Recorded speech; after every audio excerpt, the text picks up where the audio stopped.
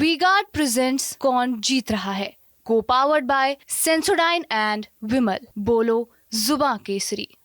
तो जैसे आप लोग ज़्यादातर लोग फर्स्ट टाइम वोटर्स हैं, किन मुद्दों पर वोट डालते हैं? मेन मुद्दा है भारत की बेरोजगारी बहुत चरम पर है। राम मंदिर बन रहा है, पेपर लीक हो रहे हैं। अभी रिसेंटली नीट का पेपर हुआ था, वो भी लीक हो गया है। विश्व में अपनी इम्पोर्टेंस बढ़ा रहे हैं, हमारी एक इमेज बन रही है अच्छी। 4 साल 5 साल कोई वैकेंसी नहीं आई। जब वोटिंग लोकसभा 2024 आने वाला था, ये वैकेंसी आ गई। मुझे बीजेपी सबसे बेस्ट पार्टी है। कैंडिडेट गलत ले लेते हैं ये लोग। जो हमें अच्छी शिक्षा देंगे वो उसको वोट करेंगे। हम धर्म नाम जाति पर वोट नहीं देंगे। ब्लैक बेल्ट हो? हाँ, फर्स्ट टाइम ब्लैक बेल्ट। किसी को उड़ाना हो तो उड़ा दो। हाँ, अब सर कैमरा सब एक बार में खचा।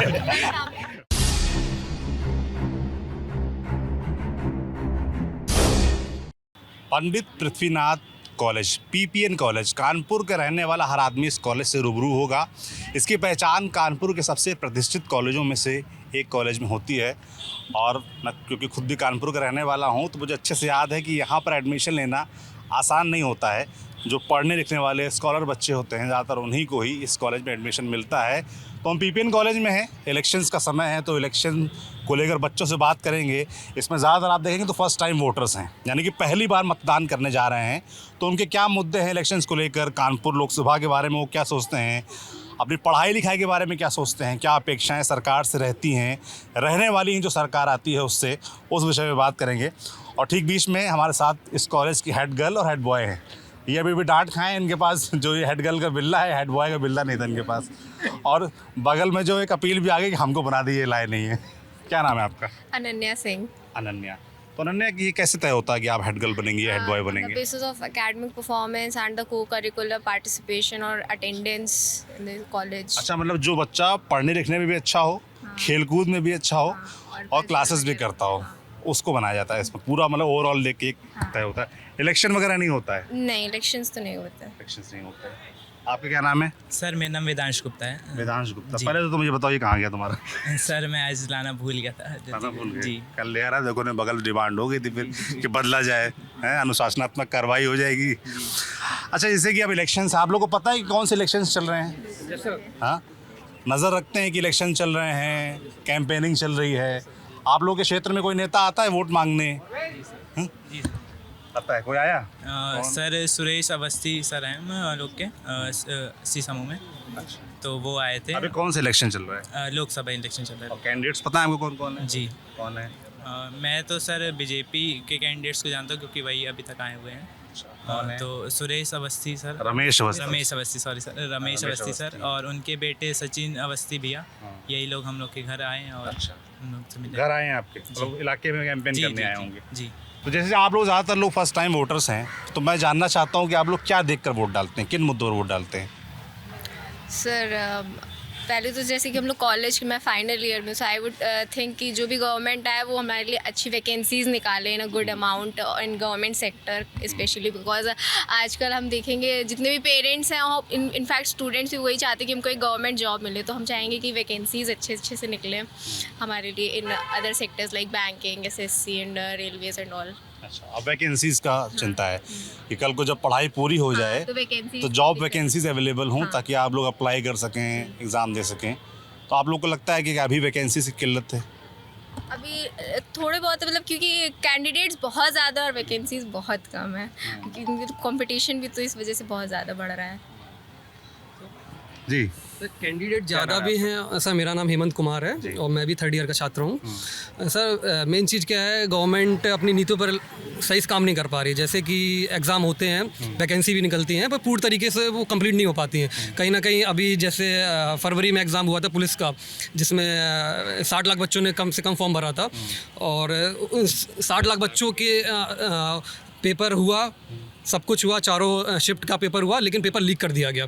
अब वो नहीं पता कहाँ से गवर्नमेंट की तरफ से लीक होता है, कि लोग के नीचे क्या करते हैं। गवर्नमेंट तो अपनी नीति निकाल देती कि हिसाब से होगा, उस हिसाब से होगा, बट वो पूरी तरीके से नहीं हो रहा है। यहाँ तक कि जैसे जो बच्चे यहाँ पे कानपुर के हैं सर, जो अर्बन एरिया, रूरल एरियाज़ के हैं, कहीं ना कहीं से जो गाँव के क्षेत्र के बच्चे हैं, वो इन चीज़ों का बहुत समस्या है, मतलब बहुत इन सब चीज़ों के लिए फेस कर पा रहे हैं। जैसे यहाँ का बच्चा है, यहाँ जैसे कोई फैमिली अच्छे घर से है, वो अपना बीटेक कर ले रही है, लेकिन गाँव का बच्चा है वो बीटेक नहीं कर पा रहा, उसके पास इतना पैसा नहीं कि बीटेक, वो सिर्फ गवर्नमेंट की वैकेंसी के ऊपर ही डिपेंड है। बट वही है, गवर्नमेंट इन सब चीज़ों पर ध्यान ना देकर अपना बस वही है कि वोटिंग के समय आप देख रहे होंगे कि 4 साल 5 साल कोई वैकेंसी नहीं आई। जब वोटिंग लोकसभा 2024 आने वाला था, ये वैकेंसी आ गई और अभी हाल में 5 तारीख को नीट का एग्ज़ाम हुआ है, खबर आ रही है कि वो भी लीक हुआ है। तो कहीं ना कहीं बच्चों के साथ विश्वासघात हो रहा है। गवर्नमेंट को इस चीज़ पर ध्यान देना चाहिए कि बार बार पेपर क्यों लीक हो रहा है, कैसे लीक हो रहे हैं, इन सब चीज़ों पर ध्यान देना चाहिए। मेन मुद्दा है भारत की बेरोजगारी बहुत चरम पर है। अनएम्प्लॉयमेंट 7% तक बढ़ चुका है भारत का, जो इससे पहले नहीं था। हम लोग कह रहे हैं कि हमारी इकोनॉमी इतनी हो जा रही है, इतनी हो जा रही है, लेकिन अगर ग्राउंड पर आप आएंगे घूमकर तो हम लोग वहीं पर हैं, कहीं पर कुछ नहीं दिखता है। डेवलपमेंट के मामले में आप उसके मामले में देख लीजिए, हेल्थ सेक्टर में देख लीजिए, भुखमरी के मामले में भारत का स्थान और 111 नंबर पर पहुंच गया है। तो कहीं ना कहीं चीज़ें हम एक दूसरे के अगर इंटरनेशनल लेवल पर देखें तो हम लोग बहुत पीछे, इवन पाकिस्तान और बांग्लादेश जैसे देश से भी पीछे हम लोग। तो ये कहीं ना कहीं चीज़ें, हम लोग कहते हैं भारत विश्व गुरु बनने वाला, ऐसे नहीं बन पाएगा सर। ये सब चीज़ों पर ध्यान देना चाहिए गवर्नमेंट को, और सिर्फ सर धर्म के नाम पर और जाति के नाम पर वोट ना कराकर एक अच्छे कामों पर वोट मांगना चाहिए कि हमने इस बच्चों के लिए क्या किया है, हमने वुमेंस के लिए क्या किया है, वुमेन एम्पावरमेंट के लिए क्या किया है। इन सब चीज़ों पर अगर दो तो ज़्यादा बेटर होगा। आपने मुद्दा उठाया खासतौर पर पेपर लीक का। जी सर। कि बच्चे अपेक्षा करते हैं भाई कि पास होंगे, कल को जॉब के लिए अप्लाई करेंगे, अप्लाई करते हैं तो पेपर लीक हो जाता है, इससे परेशानी होती है। कुछ लड़कियां भी हैं। आप लोग फर्स्ट टाइम वोटर हैं, तो वोट जब देती हैं तो क्या सोचती हैं, किन मुद्दों पर वोट देंगे, क्या देखकर वोट देंगे, या सिर्फ घर वालों के कहने वोट दे देती हैं, ऐसा होता है? क्या नाम है आपका? अनुष्का यादव। जी, हम लोग पहले तो ये देखते हैं कि पहले तो एम्प्लॉयमेंट रेट अभी इतना बढ़ नहीं रहा, मतलब पढ़ लेते हैं उसके बाद हमें नौकरी नहीं मिल रही है, तो हमें मतलब थोड़ा सा अपॉर्चुनिटी चाहिए। जैसे कॉलेज में भी है तो हमें थोड़ा सा फैकल्टी अच्छी चाहिए होती है। तो जैसे हमारी टीचर हैं डॉक्टर अलका मैम, वो, और मैनेजमेंट भी अच्छा चाहिए, जैसे BD पांडे सर का, जैसे मैनेजमेंट अच्छा चाहिए होता है, तो बेटर फैकल्टीज़ हो, मतलब प्रोवाइड की जाए ऐसे, तो हमें हेल्प थोड़ा चाहिए होता है ऐसे। फैकल्टी अच्छी होनी चाहिए, टीचर के एम्प्लॉयमेंट पे और टीचर्स पे थोड़ा सा ज़्यादा ध्यान दिया जाए ऐसे, कि ताकि हमारा मतलब हम भी अच्छे से पढ़ पाए और आगे भी हमें अपॉर्चुनिटीज़ मिलती रहे ऐसे। एक तो मुद्दा ये हो गया। और क्या मुद्दे रहते हैं आप लोग के दिमाग में? क्या नाम है आपका? मेरा नाम तृप्ति यादव है। यस। वोट आप पहली बार देंगी ना? Yes, of course, तो first फर्स्ट टाइम वोटर हैं आप, तो इलेक्शंस को देख रही हैं, ऑब्जर्व कर रही हैं क्या चल रहा है, कौन सा लीडर ठीक है हमारे हिसाब से, कौन हमारे लिए काम करेगा, ऑब्जर्व करती हैं। क्या मुद्दे रहते हैं आपके? ज़्यादातर हमारे मुद्दे हमारे एजुकेशन पॉलिसीज़ के ऊपर ही रहते हैं। मतलब हमें बेटर एजुकेशन पॉलिसी चाहिए होती है, जिससे हम आगे जाके अपनी जॉब्स के लिए अपीयर कर पाएँ। जैसे अभी रिसेंटली उन्होंने बात करी कि पेपर लीक हो रहे हैं, अभी रिसेंटली नीट का पेपर हुआ था, वो भी लीक हो गया है। तो ये चीज़ें नहीं होनी चाहिए। बच्चा मेहनत, मतलब हम लोग इतना मेहनत कर रहे हैं, इतनी स्टडीज़ कर रहे हैं, तो हमें उसका कुछ चाहिए, फल चाहिए, मतलब उसका क्या बोलते हैं, निकलना चाहिए कुछ तो, बट वो नहीं हो पा रहा है। गवर्नमेंट कुछ लूज़ है हमारी एजुकेशन मैनेजमेंट की तरफ से। सो वी वांट कि एजुकेशन हमारी थोड़ी पॉलिसी अच्छी बने, जिससे बच्चों को हमेशा एम्प्लॉयमेंट मतलब मिलती रहे। जैसे अभी फ़िलहाल के लिए ज़्यादातर बहुत टाइम से टीचर्स की वैकेंसी नहीं आई है, तो बहुत सारे लोग अनएम्प्लॉयड हैं। तो इस चीज़ पे ज़्यादा फोकस हम लोग को देना चाहिए, जिससे टीचर्स की पढ़ाई का स्तर और उसके बाद एम्प्लॉयमेंट, दो चीज़ की चिंता होनी। आपका क्या नाम है? जी, मेरा नाम विधि भाटिया है। मैं यहाँ से BCom कर रही हूँ। BCom कर रही जी, सेकेंड सेमेस्टर। अच्छा, क्या मुद्दे रहेंगे इस बार इलेक्शंस में आपके लिए? मेरा मुद्दा तो सिर्फ यही रहेगा कि कई बच्चे ऐसे भी हैं जो BTech करते हैं, अपना 10-10, 12-12 लाख रुपए खर्चे करते हैं। अगर हम सिर्फ IIT के बच्चों को हटा दें तो काफ़ी ऐसे बच्चे जो नॉर्मल कॉलेजेस से करते हैं, कई बार उनका सिलेक्शन नहीं हो पाता, या फिर कई बार उनका कुछ ऐसा मुद्दा रह जाता है कि उनके पास इतनी फ़ीस नहीं होती, वो एड नहीं कर पाते, या कोई लोन की फैसिलिटीज़ भी वो नहीं ले पाते क्योंकि उनके पेरेंट्स भी काफ़ी पढ़े लिखे नहीं होते। तो सबसे पहले तो लोन की फैसिलिटीज़ काफ़ी अच्छी करनी चाहिए। जो अनपढ़ लोग हैं, जिनके माँ बाप इतने पढ़े लिखे नहीं हैं, उन तक भी लोन पहुँचना चाहिए फाइनेंस करने के लिए। और दूसरी बात है, ये जो BTech करने वाले बच्चे हैं, ये BTech करने के बाद भी एम्प्लॉयमेंट नहीं पा पाते, क्योंकि इनके जो BTech कोर्स है 4 साल का, उसमें कहीं ना कहीं उनको वो स्किल्स ही नहीं दी जाती जो उनको ज़रूरी हैं, रिक्वायर्ड हैं एम्प्लॉयमेंट पाने के लिए। जॉब मार्केट में जिन स्किल्स की ज़रूरत है, तो हर चीज़, हर कॉलेज में गवर्नमेंट को ऐसी कोई नीति लानी चाहिए जिससे हर कॉलेज में almost same syllabus, same pattern follow हो, जो आगे चल के उनको एम्प्लॉयमेंट पाने में भी काम आए। क्योंकि हर एक मिडिल क्लास बंदा 10-12 लाख रुपए हमेशा नहीं कर सकता, वो बड़ी मुश्किल से पूरी ज़िंदगी जोड़ता है, तब जाके वो 10-12 लाख रुपए इकट्ठा कर पाता है। और एक बार अगर कोई खर्चा कर दे और उसके बाद उसके बच्चे की जॉब ना लगे तो उसको बड़ा दुख होता है। तो इसलिए कोई ऐसी पॉलिसी होनी चाहिए जो सबके लिए सेम हो, सबको एक इक्वल अपॉर्चुनिटी दे और सबकी जॉब्स लग पाएँ और जॉब मार्केट के लिए उनको एम्प्लॉयबल बनाए। मतलब आप कह रहे हैं कि पढ़ाई का स्तर सब जगह समान होना चाहिए, बेहतर होना चाहिए, ताकि कल को जब कंपटीशन का सामना हो तो सब एकदम एक बराबर हों। हाँ, ताकि कंपटीशन सिमिलर इक्वल चांस मिल पाए। बहुत अच्छा ख्याल है आपका। इनको बनना हेड बॉय कह रहे थे। क्या नाम है आपका? स्पर्श सिंह नाम है सर मेरा। क्या करते हो स्पर्श? सर मैं एक टाइकोंडो नेशनल लेवल प्लेयर हूँ, फर्स्ट एंड ब्लैक बेल्ट, और करंटली ब्लैक बेल्ट हो? हाँ, फर्स्ट एंड ब्लैक बेल्ट हूँ। करके दिखाओ किसी को उड़ाना हो तो उड़ा दोगे? हाँ, आप सर कैमरा सब एक बार में खचा। भाई हमने कुछ गलती नहीं की, कैमरा बस सुरक्षित रहने दो।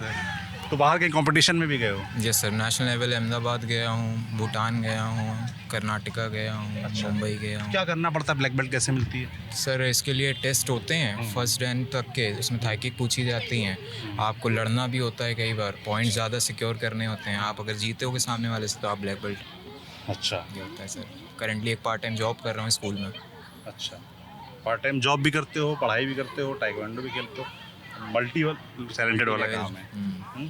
क्या मुद्दे इस बार इलेक्शन, पहली बार वोट दोगे तो जब पहली बार वोट देने वाले हो, जब वोट देने जाओगे तो क्या मुद्दे दिमाग में जहन में रहेंगे कि इन मुद्दों पर वोट दूंगा? सर देखिए, जितना हमारी सरकार मतलब जो भी करंट में है उसने जो भी कुछ किया है सब कुछ अच्छा किया है मेरे हिसाब से। वो ऑल दो पूरा एक अच्छे उस पर है, बट क्या अच्छा लगता है तुम्हें? क्या लगता है कि ठीक काम हुआ है? सर देखिए, हमारे लिए कन्वेंस का वो एक ना बड़ा एक वो लेके आ रहे हैं कि यहाँ से मेट्रो हमारे उसमें बन रही है, पहला। दूसरा, जो गरीब लोग हैं उनके जैसे SC ST हैं, उनको सरकार ने फ्लैट बांट दिए हैं उन्होंने रहने के लिए, कि वहाँ पे आप रहिए आके, पंखा, लाइट, बिजली हर एक तरीके का कर दिया। पहले जब हम लोग बच्चे थे तो पता चले सुबह लाइट चली गई, शाम तक आ नहीं रही, हम लोग मोमबत्ती जला के सब काम चल रहा है, पंखा नहीं आ रहा, बैठे हुए। आज के ज़माने में लाइट बिल्कुल नहीं जाती है, और चली भी गई तो with in half an hour वापस आ जाती है। सबसे अच्छी बात ये है, पुराने समय की सरकार में ये सब चीज़ें नहीं थी बिल्कुल। इस बार क्या मुद्दे रहने वाले हैं आपके जहन में चुनाव को लेकर? सर सबसे अच्छी चीज़ तो इन्होंने पढ़ाई के लिए करी, जो NEP लिया है। पहले सब क्या था कि बच्चों के ऊपर साल भर का प्रेशर एक बार में आता था, आप साल भर की चीज़ें पढ़ो और साल भर की चीज़ों को रिवाइज करते हुए चलो और एक बार में पेपर दो। बट अब क्या है, NEP लिए हैं तो आपको 6 महीने के कोर्स डिवाइड कर दिए गए हैं। अब 6 महीने पढ़ो, 6 महीने में पेपर दो, फिर 6 महीने पढ़ो, फिर 6 महीने में पेपर दो। सबसे बेस्ट चीज़ ये है। क्या नाम है आपका? सर सत्यम पांडे। सत्यम, क्या करते हो? BA 6 सेमेस्टर है, लास्ट ईयर है। अच्छा, लास्ट ईयर है। हाँ। क्या तैयारी आगे की? सर SSC की बेसिकली प्रिपरेशन चल रही है, कंपटीशन एग्ज़ाम्स की। लेकिन जैसे कि अभी क्लासमेट में शौर्य ने बोला कि सब चीज़ें सही हैं, इनको कोई दिक्कता नहीं है। सर बाकी सारे सेक्टर्स में वर्क अच्छा हुआ, नो डाउट अच्छा हुआ। जो बहुत बड़ा मुद्दा था, काफ़ी सारी सरकारों में रुका हुआ था, राम मंदिर का बना, बहुत सही चीज़ है। लेकिन जो मेन चीज़ है एम्प्लॉयमेंट की, सर वो बहुत ख़राब है। मतलब सबसे जो ड्रॉबैक है इस गवर्नमेंट का, वो मुझे ये लग रहा है, मैं पर्सनली बताता हूँ मेरे घर का ओपिनियन। मैं अभी एयरफोर्स का एग्ज़ाम दिया था मैंने, वो मेरा क्वालिफाई हो गया, लेकिन मेरे घर वाले मुझे जाने नहीं दे रहे। Why? Agnipath scheme, the main reason is Agnipath scheme. Sir what is this? मतलब अगर मैं क्वालिफाई कर रहा हूँ, रिटर्न होता है, फिजिकल होता है, मेडिकल होता है, हर लेवल में जो एग्ज़ाम का प्रोसेस आपका पहले था, वो एग्ज़ाम का प्रोसेस अभी भी आपका सिलेक्शन जो कैंडिडेट्स हैं वो उतने ही हैं, उतने ही फॉर्म भरे जा रहे हैं, आपको सेलेक्ट उसी रेशियो में करना है। सर तो ये अग्निपथ ला के आप क्या, मतलब अगर ये अभी ना आता, पहले तरह होता तो मेरे घर वाले बिल्कुल एग्री होते, खुशी का माहौल होता। लेकिन मेरे घर वाले भी अलाउ नहीं कर रहे कि 4 साल बाद सिक्योरिटी क्या है आपके पास, आप अभी जाएंगे, आपकी 20 साल उम्र है। सर नॉर्मली जो ग्रेजुएशन लास्ट ईयर का स्टूडेंट होता है 19, 20, 21 साल को, सर ये यही एज होती। तो अब 20 साल का मैं जाऊँगा, 4 साल बाद वहाँ से आऊँगा, तो क्या गारंटी क्या है कि मैं आगे कुछ कर पाऊँगा? तो ये सबसे बड़ा ड्रॉबैक दिखता है मुझे। और सर मेरी बड़ी बहन भी है, उसने अभी KV का एग्ज़ाम दिया, उसका सब क्वालिफाई हो गया, और लास्ट में सुप्रीम कोर्ट का डिसीजन आता है कि जो बच्चों ने B.Ed करके रखा है उनको हम एंट्रेंस नहीं देंगे। सर ये तो आपको डिसीजन लेना है, एग्ज़ाम के पहले लीजिए ना। आपको सर बहुत टफ प्रोसेस होता है आज एक नौकरी पाने के लिए, तो बहुत मेहनत लगती है, बहुत पूरा प्रोसीजर है। इंसान बैच लेता है, पढ़ता है, सर रेंट पे रहते हैं, आपको जानते हैं, ये तो कानपुर भी बहुत फेमस है, इलाहाबाद, दिल्ली, तो वहाँ पे रूम रेंट पे बच्चे, गांव के बच्चे रेंट पे रह रहे हैं। सर वहाँ का जो बहुत चार्जेस होते हैं सर, लेकिन मैनेज करें, लेकिन नहीं है। आपको अगर जो भी आपको अमेंडमेंट्स करने, जो भी सुधार करने, आप पहले नोटिफिकेशन निकालते, उस समय आप बताइए ना कि हम ये क्राइटेरिया हमारे सिलेक्शन का, आप पहले पेपर ले लेते हैं, रिटर्न क्वालिफाई करे बच्चा, फिजिकल करे, बहुत सारे स्टैंडर्ड्स हैं, उसमें सब खरा उतरे, उसके बाद आप एंड में कहते हैं कि नहीं हमने अमेंडमेंट्स किए हैं इसमें कुछ, और ये क्राइटेरिया का बच्चा नहीं चाहिए, हमें सिर्फ इस क्राइटेरिया चाहिए। सर ये क्या है? सर ये सबसे बड़ा ड्रॉबैक मुझे लगता है, ये सही नहीं है सर। मतलब जो एग्ज़ाम्स वगैरह हैं, हाँ सर, जॉब वैकेंसीज़ हैं, उसको लेकर पारदर्शिता नहीं है, मतलब चीज़ें साफ क्लियर नहीं होती, इससे आप लोग का स्ट्रगल इससे बढ़ता है। पहले भी कई गवर्नमेंट से आरोप लगते रहे कि मतलब परिवारवाद और बाकी ये पेपर सही से नहीं कराते हैं, ये नहीं कराते हैं। मैंने 2017 से 2014 से जैसे यूपी गवर्नमेंट में योगी जी 2017 में आए थे और प्रधानमंत्री जी हमारे माननीय प्रधानमंत्री जी 2014 में आए थे, तो ये कहाँ पारदर्शिता ला पा रहे हैं? हर एग्जाम इनका लीक हो रहा है, पिछले गवर्नमेंट से ज़्यादा इनके पेपर लीक हो रहे हैं। तो हम कैसे इनको वोट कर सकते हैं कि हम तो एक छात्र हैं, हम जो सरकार को नौकरी देगी हम उसके लिए जो हमें अच्छी शिक्षा देगी हम उसको वोट करेंगे, हम धर्म नाम जाति पर वोट नहीं देंगे। तो ये भी गवर्नमेंट तो कहाँ ला पा रही है सर? हाँ सर। और मेन चीज़ जो स्कीम थी इनकी अग्निवीर स्कीम, इन्होंने कहा था कि 4 साल की थी कि 21,000 जो वेतन मिल रहा था बच्चों का, और कहा था जो बच्चे का पैसा वो देश के डेवलपमेंट में लगाएंगे। आप जो मेंबर ऑफ लेजिस्लेटिव असेंबली होता है, MLA होता है, MP होता है, उसके वेतन में कट ऑफ करिए। अगर मेंबर ऑफ लेजिस्लेटिव असेंबली एक दिन के लिए भी अगर MLA बनता है उसकी लाइफ टाइम पेंशन है, और जो देश के लिए गोली खा रहा है जवान खड़ा है जाके, उसके लिए सिर्फ आप जितने 4 साल नौकरी करेगा तभी तक है। ऐसा नहीं होना चाहिए ना। इन सब चीज़ों अमेंडमेंट लाने चाहिए, इस पर बाकायदा बात होनी चाहिए, इस पर डिबेट होनी चाहिए।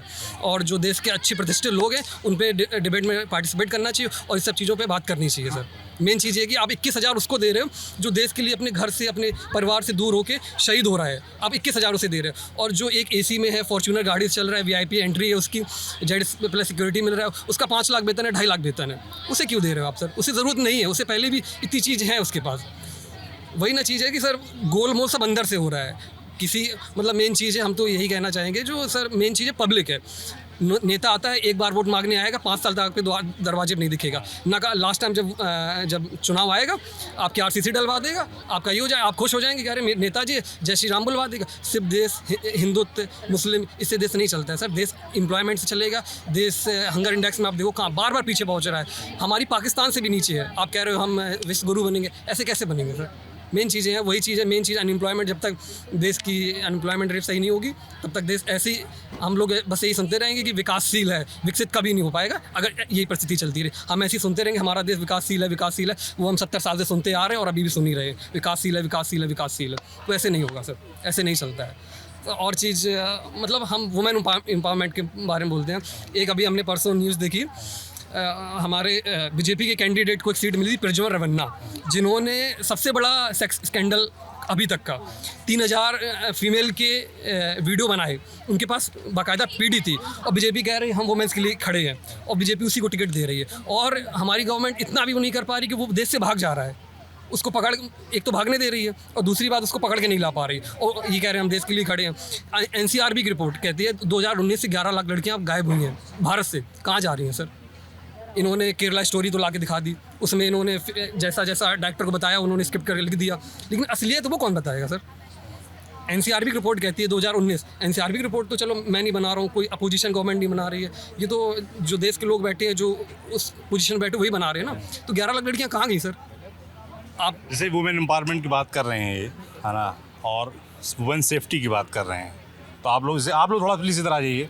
Girls move ahead, girls move ahead. तो वुमेन सेफ्टी को लेकर क्या लगता है आप लोग? जैसे कानपुर में आप रहती हैं, क्या माहौल लगता है जब बाहर चलती हैं? क्या कभी ऐसा महसूस होता है कि कुछ गलत है, या कॉलेज में कभी ऐसा का इन्वायरमेंट होता है क्या? मेनी टाइम्स ईव टीजिंग और लोग चेस करते हैं, बहुत बार ऐसा होता है। इनफैक्ट मैं तो यहाँ पे अकेली रहती हूँ अपने घर से दूर 3 साल से, तो मुझे तो और इनसिक्योर फील होता है। फील होता है? आप सबको भी ऐसा लगता है? स्पेशली अगर हम लोग इधर साइड जाते हैं, ये परेड साइड, ये तो कितना रश वाला एरिया है। इनफैक्ट हम लोग भीड़ भाड़ वाले एरिया में होता है, कोई भी कहीं पे भी टच करके चला जाता है। वी कांट इवन जज कि कौन गया, कहाँ से गया। अब किसी से कुछ कह भी नहीं सकता पब्लिकली, अगर कुछ कह दो कि गलती से हाथ लग गया था, ये वाला सीन रहता है।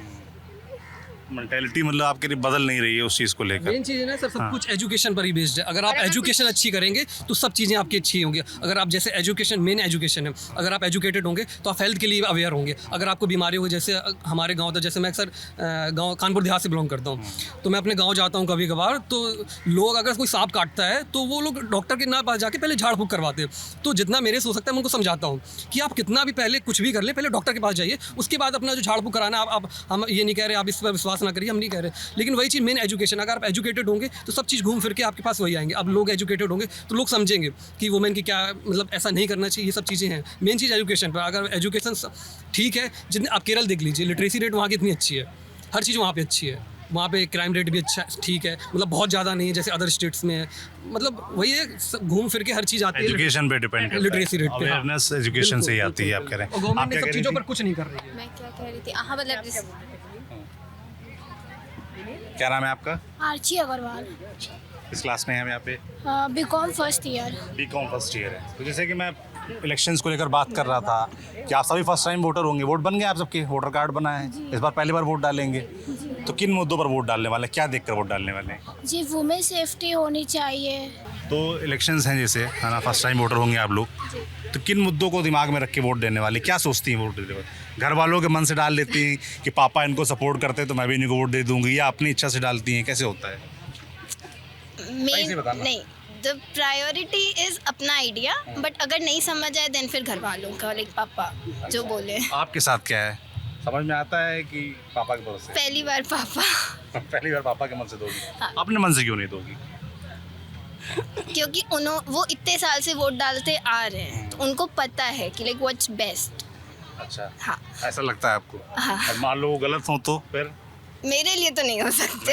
हाँ, अच्छा, पर ऐसा नहीं है, ये वोट बहुत ही पर्सनल चीज़ होती है ना, हर आदमी का एक योगदान होता है सरकार बनाने में। तो आपको नहीं लगता कि आप लोगों को खुद सोचना चाहिए कि कौन बेटर है हमारे लिए? तो सोचो फिर। खुद सोचना चाहिए, वो पॉइंट है, but it's a first time, हम लोग पहली बार जा रहे हैं, हमेशा तो और ज़्यादा जिम्मेदारी आप लोग की बढ़ जाती है ना। ठीक है, फर्स्ट टाइम थोड़ा तो गाइडेंस की ज़रूरत होती है, हर बच्चे को एक टीचर की ज़रूरत है, तो हर बच्चे को एक माँ बाप की ज़रूरत है। तो ये थोड़ी ना कह सकते कि फर्स्ट टाइम अपने आप से हम चले जाए, थोड़ा तो उनसे सीखना पड़ेगा ना, बताना। थोड़ा उनसे सीखोगी कि जिसको वो कह देंगे उसको दे दोगी? नहीं, ऐसा नहीं है, उनकी पॉइंट्स लेंगे, बट हाँ मेरे पास भी दिमाग है। क्या हम तुम्हारे दिमाग में क्या चल रहा है, क्या पॉइंट्स चल रहे हैं? जैसे अभी विमेन सेफ्टी और ये सब है, तो उन सब को देख के और इम्प्रूवमेंट लाने को देखते हुए ही उसको वोट करना। जैसे जो बेटर है उसको वोट करना, जो आगे और इम्प्रूवमेंट लाना है उसको वोट करना, नॉट लाइक सोनली कि नहीं हमको वो बोला जा रहा है कि नहीं इसी को वोट करो तो उसी को देंगे। नहीं, दूसरों का ओपिनियन मैटर करता है, but on the other hand मेरा खुद का ओपिनियन भी मैटर करता है। क्या नाम है आपका? Jyoti Pandey, BA third year. BA third year में। अच्छा, तो इलेक्शंस है, फर्स्ट टाइम वोटर हैं आप? नहीं, वोट आई यूजुअली वोट इससे पहले वोट किया था। 2022 में किया था विधानसभा इलेक्शन। हाँ। अभी कौन से इलेक्शन चलने पता है आपको? हाँ, अभी लोकसभा इलेक्शंस चल रहे हैं, तो उसके लिए मुझे वोट करना है। तो आपको पता है प्रत्याशी कौन है यहाँ पे? हाँ, रमेश अवस्थी है, वो सब हैं।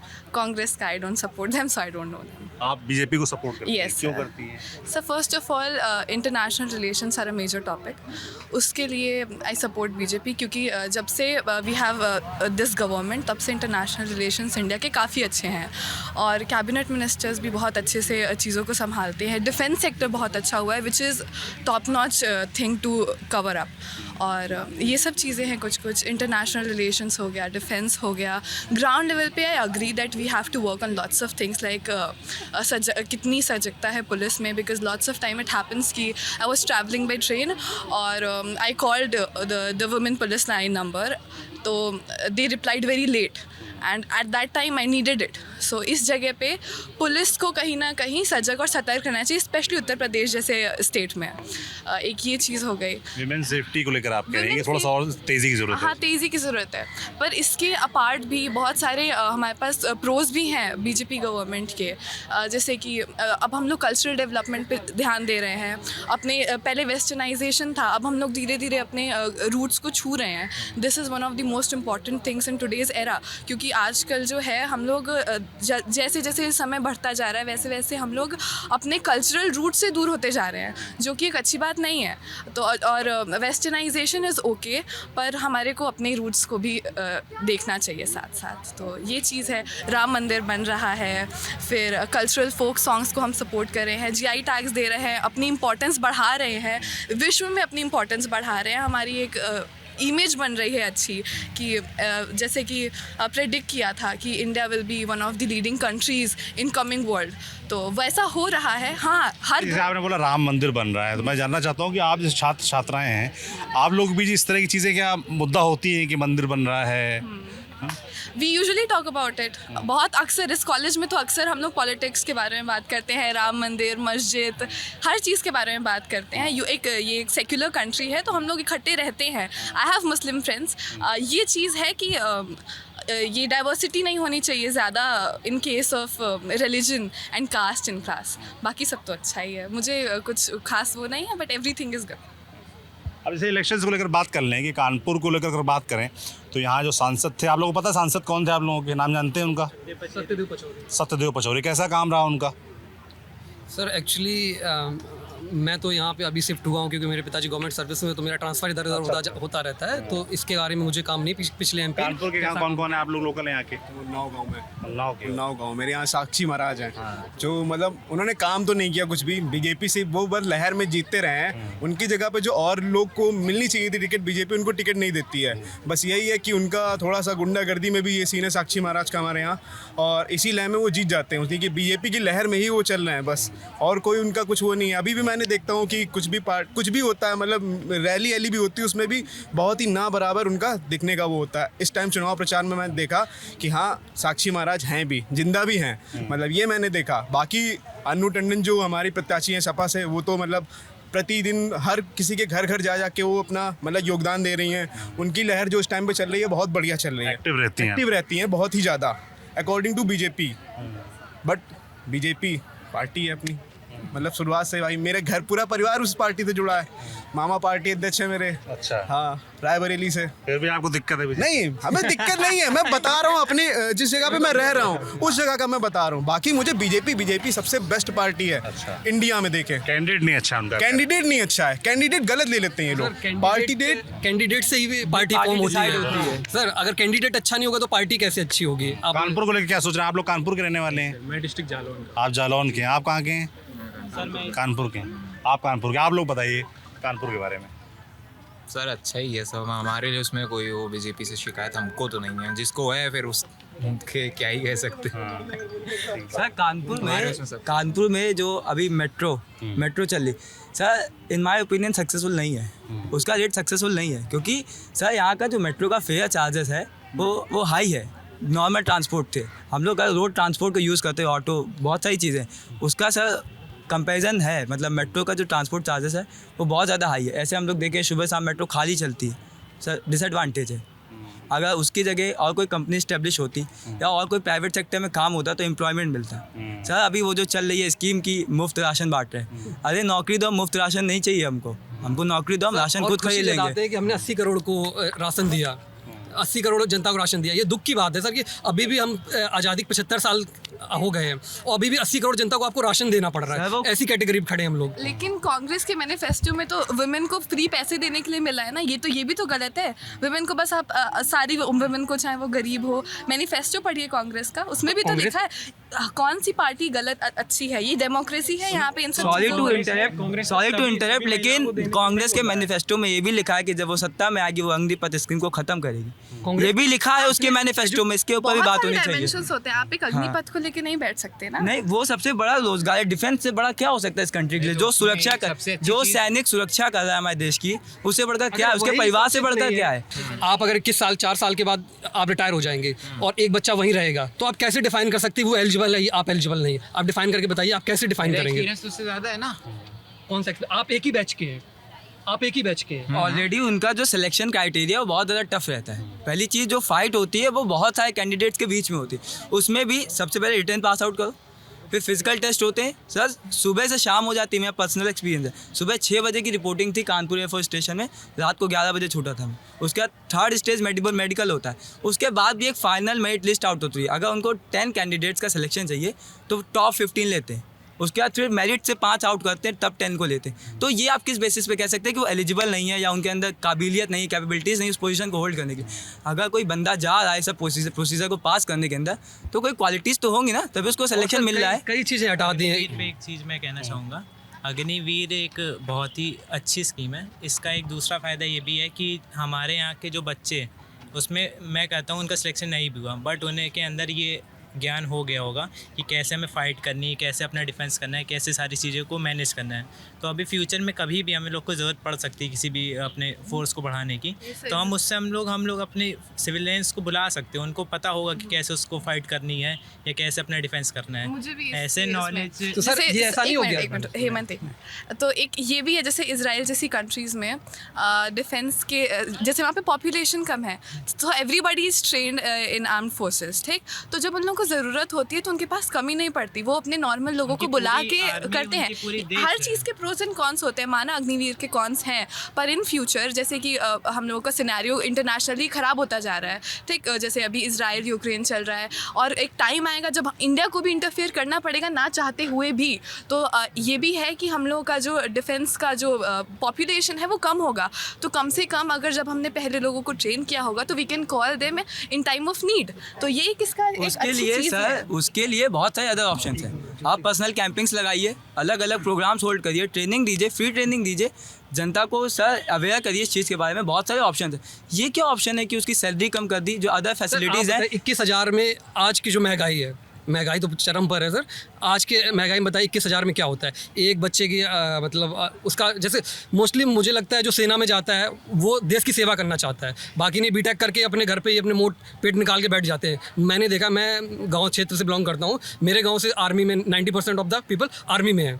मेरे फादर खुद गवर्नमेंट एम्प्लॉई हैं, मेरे चाचा भी गवर्नमेंट एम्प्लॉई हैं। तो मैंने देखा है जो आर्मी में जा रहा है या एयरफोर्स में जा रहा है वो देश की सेवा करना चाहता है, वो 4 साल के बाद भी रुकना चाहता है, बट वो नहीं रुक पा रहा है। और 21,000 उसको सैलरी देके आप क्या कह रहे हो? आप मतलब उसको दे रहे हो, हाँ बेटा ले जाओ, इतने में तुम्हारा काम चलेगा। बात 21,000 सबसे बड़ी चीज़ है, वो आपके लिए गोली खा रहा है, आपको शहीद का दर्जा नहीं देगा। हाँ, ये क्या है सर? वही चीज़, वो देश के लिए एटलीस्ट देश के लिए तो कुर्बान हो रहा है, वो पर्सनल इंटरेस्ट तो नहीं है ना उसका। आप क्या उसको शहीद का दर्जा नहीं दोगे? उसके जो परिवार है उसको कोई फैसिलिटीज़ नहीं है। सर आओ, गोली खाओ और जाओ, हमसे कोई मतलब नहीं। सर ये क्या है? What is this? एमपीज होते हैं उनकी पूरी फैमिली को जेट सिक्योरिटी मिल रही है, इवन उनकी फैमिली को लाइफ टाइम, अगर उनकी डेथ भी हो जाती है, एक दिन के लिए भी अगर एमएलए या एमपी चुना गया है, उसकी लाइफ टाइम उसकी पेंशन है, और आर्मी वाले की पेंशन ही नहीं है। ऐसा क्यों है सर? इन सब चीज़ों पर डिबेट होनी चाहिए, इन सब चीज़ों को अमेंडमेंट करना चाहिए। तो शॉर्ट सर्विस कमीशन 14 साल में भी ओटीए में इन सब चीज़ों में भी वो नहीं है ना, सैलरी पेंशन नहीं है, आपको कैंटीन फैसिलिटीज़ नहीं मिलती। तो ये सिर्फ अग्निवीर की कहानी मुझे अग्निवीर से दिक्कत नहीं, अगर ठीक है, अगर अग्निवीर में उन्होंने हटाया तो एमपी एमएलए की भी तो हटाएं, फिर उन्हें क्यों ये सुविधाएं दी जा रही हैं? तो ये था पीपीएन कॉलेज, यहाँ के बच्चों का जो ज़्यादातर खास था, हम फर्स्ट टाइम वोटर से उनके पक्ष। आपको ये बातचीत कैसे लगी हमें कमेंट बॉक्स में लिखकर जरूर बताएं। बाकी देखते रहिए TV9 डिजिटल। शुक्रिया।